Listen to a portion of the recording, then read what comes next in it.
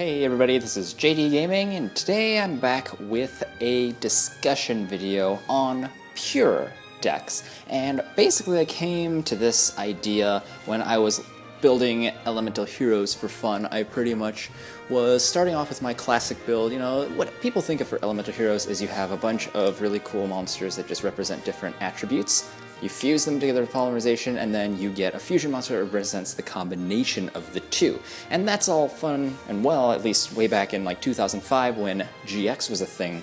But nowadays we have, masked heroes, where you still have elemental heroes like Shadow Mist, and you use a card like Mass Change, which technically was still used by the protagonist in the manga, but you create something different. Masked heroes, an extension of that archetype. And that got me thinking how a bunch of people really are polarized with their liking or disliking of these archetypes. Some people are just hardcore classic hero fans, other people just love any evolution the heroes get and just love the fact that they get support. And then that made me think, what if we went even further?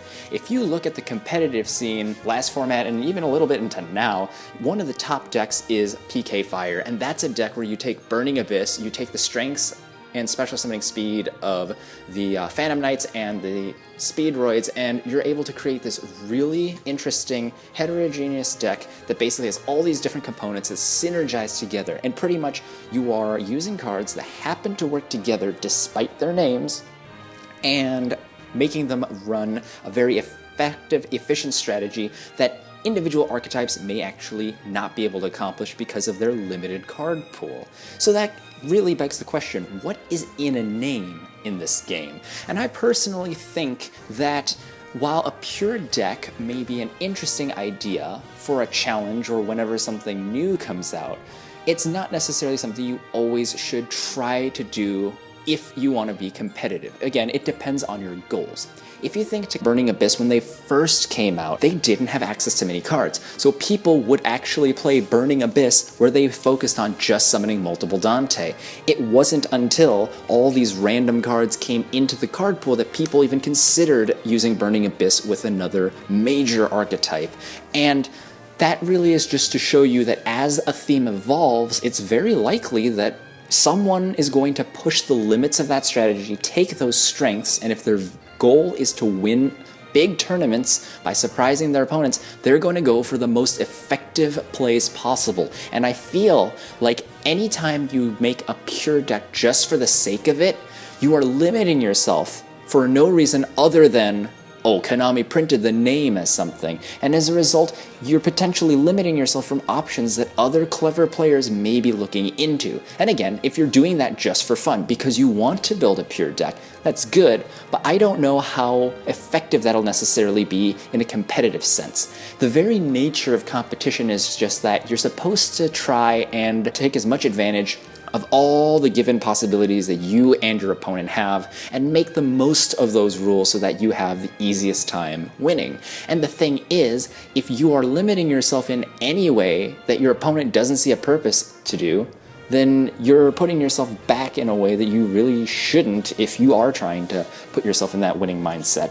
And then there's another for fun argument. I personally think back to formats like Hat, which was Hand Artifact Trap Tricks, or one of my favorites of all time, Plant Synchro. These were decks that over time were created from multiple archetypes being put together by a bunch of players brainstorming, how could you interact multiple cards and get the most use and fun out of them.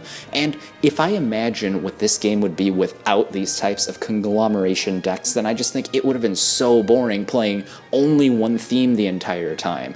Even nowadays, you think of a deck like Blue Eyes, it has access to a huge varied extra deck that gives it a lot of tech that it might not have had otherwise. Decks like Monarchs now, and even in the past, if you think to like Frog Monarchs, they had their own special engines that took advantages of cards in the pool that allowed them to meet their goals. And I really feel like being able to stretch every card in this game to its full potential to be able to create these new interactions and come up with these fun strategies is what really makes this game interesting to me as a deck builder.